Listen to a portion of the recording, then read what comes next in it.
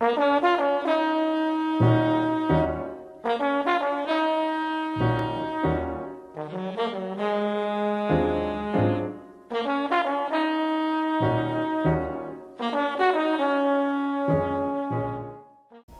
noite, senhoras, senhores.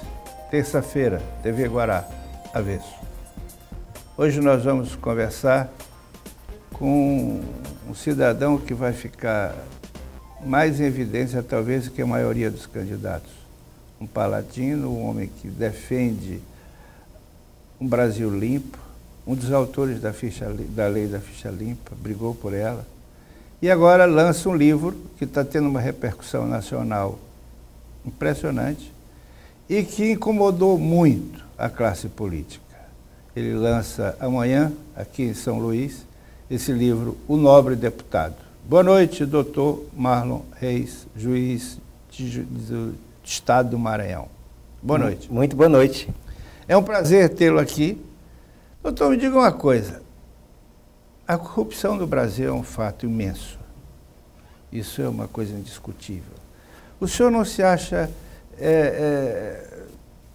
uma posição meio quixotesca, brigando com um moinho de vento tão grande como a corrupção do Brasil, principalmente a corrupção eleitoral? Eu acho que o termo é apropriado, quixotesco. Eu só acho que há uma diferença entre mim e o célebre personagem de Cervantes. É que Dom Quixote não realizava, só sonhava. E eu acredito que nós estamos fazendo parte de um movimento que está conquistando coisas. Ele vai apertando aos poucos a engrenagem.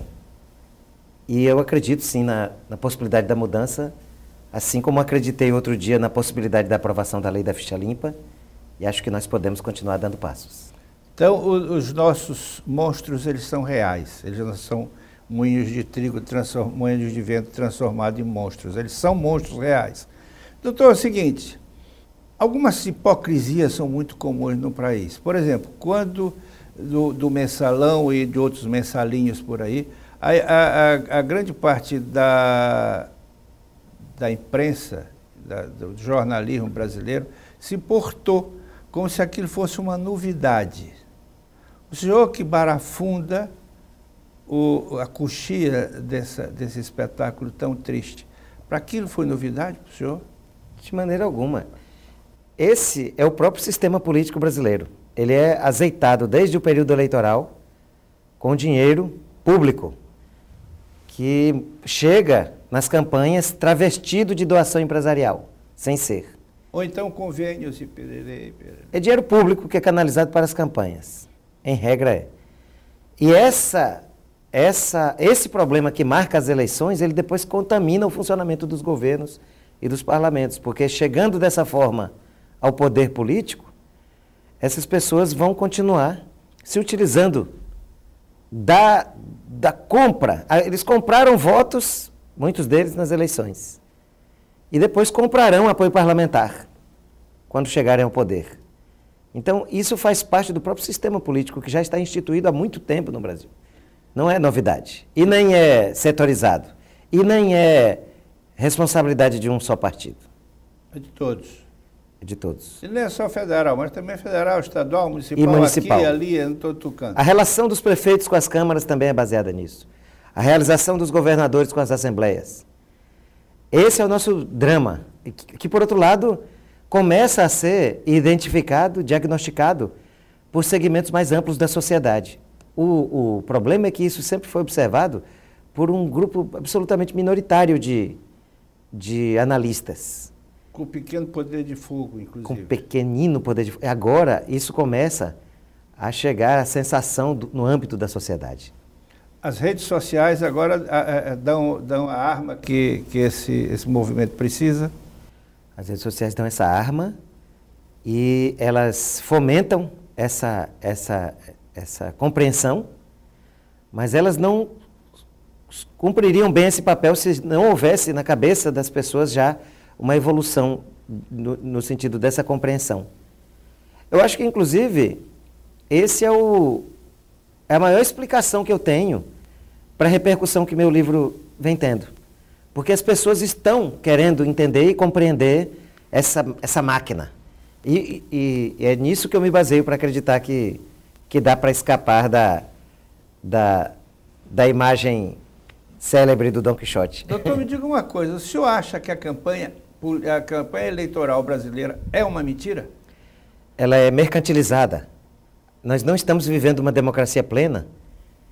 Nós temos aspectos da democracia, mas nós precisamos, como já disse certa vez o sociólogo português Boaventura de Sousa Santos, nós precisamos democratizar a democracia. Nós já conquistamos muito de não estarmos numa ditadura, mas ainda não temos aquilo que nós podemos verdadeiramente chamar de democracia, porque hoje nós temos um domínio da máquina política pela engrenagem econômica. Como eu afirmo no livro, o dinheiro gera poder e o poder gera dinheiro. E nós não estamos conseguindo escapar desse ciclo que é antidemocrático. Você acha que o financiamento Claro, que o financiamento já existe. Por sinal, de uma forma muito negra. Mas o senhor acha que essa forma daria uma forma de financiamento de campanha pelo poder público, clarearia isso?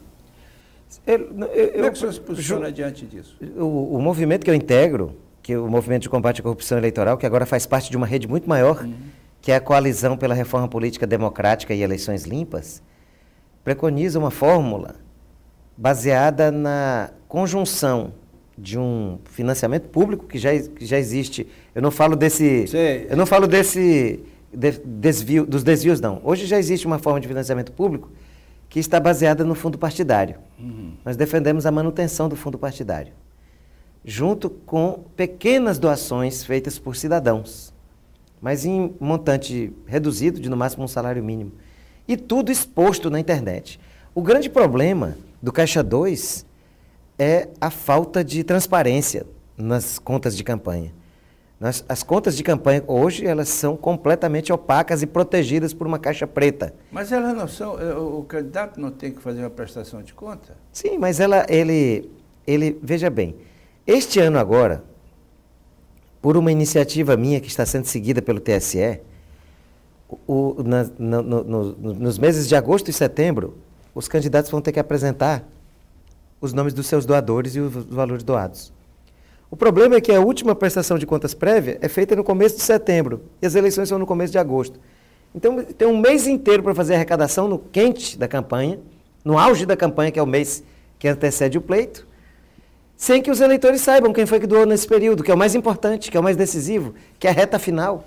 Porque então, a prestação de contas é só depois da eleição. E aí depois a prestação de contas vai ser feita só depois da eleição. Isso não é prestação de contas. Na era da internet, nós deveríamos ter isso em tempo real, aberto. A pessoa entra no computador e vê quanto entrou, quanto está disponível em conta, quanto saiu e para quem, para que finalidade. Tudo isso deveria ser em tempo real, seria facílimo, nós já temos mais do que suficiente tecnologia para isso, mas não fazemos isso. E por quê? Porque isso interessa a manutenção das eleições mais caras do mundo, que são aqui, e não nos Estados Unidos. Doutor, veja bem, esse panorama de mentiras parece muito maior.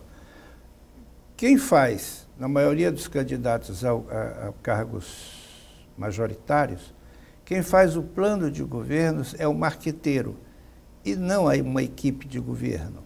O senhor não acha que já começa daí a mentira? Sim. É por quê?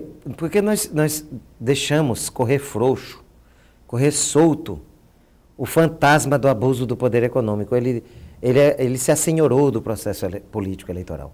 Por isso que nós podemos dizer que nós estamos vivendo uma farsa. Porque as campanhas agora são dirigidas como se nós estivéssemos numa perspectiva hollywoodiana. E não há mais programa. O programa dos partidos morreu. E quem tinha... programa de TV que acontece. Agora o programa do partido é o programa de TV. Doutor, me diga uma coisa, é o abuso econômico. Alguns governadores têm contra eles processos acusando de abuso econômico. Esses processos vêm rolando lentamente, eles deverão terminar o seu mandato sem que seja molestado por esse processo. Como evitar isso? Isso é lamentável. A Justiça Eleitoral também não tem estrutura. São 7 ministros para julgar os processos do país inteiro no Tribunal Superior Eleitoral. E é tão equivocado o sistema que há 7 membros do Tribunal Regional Eleitoral em Rondônia, ou Acre, que são estados pequenos, e o mesmo número em São Paulo. Então a Justiça Eleitoral precisa passar por uma reformulação visando a sua otimização, o aumento da celeridade. Até porque nós não podemos conviver com processos graves em que se acusa governantes de haver corrompido as eleições. Essa solução tem que ser rápida, de preferência antes mesmo da posse, para que ninguém corra o risco de receber um mandato como se fosse um bem que ele comprou com desvios. Mas aí não é um problema de prazos de justiça, porque um advogado hábil, ele encontra 1000 formas, não é 1000 formas de retardar um julgamento, de terminar um processo. Isso não teria que ser uma revisão maior, doutor? Tem também. Na verdade, são muitos fatores. As normas processuais eleitorais também precisam ser revistas. O direito processual nessa matéria. Porque as decisões têm que ser rápidas. Tudo corre tão rápido na eleição, por que não pode também rapidamente se decidir esses processos? Então, mas é curioso, quem faz isso? Quem é o responsável por definir o papel e a estrutura da Justiça Eleitoral e o teor da legislação processual eleitoral que poderia alterar tudo isso? O Congresso. Os próprios candidatos. Os mais interessados. Os diretamente interessados. Então nós estamos dando galinha para a raposa tomar conta. E entregando a chave para que ela se assegure de que outra pessoa não virá tomar conta dessas galinhas. Doutor, o foco principal do nobre deputado? O nobre deputado, ele tem uma característica que eu acho que o singulariza em relação a outras publicações sobre o tema da corrupção política. E qual característica? O senhor responde no próximo bloco.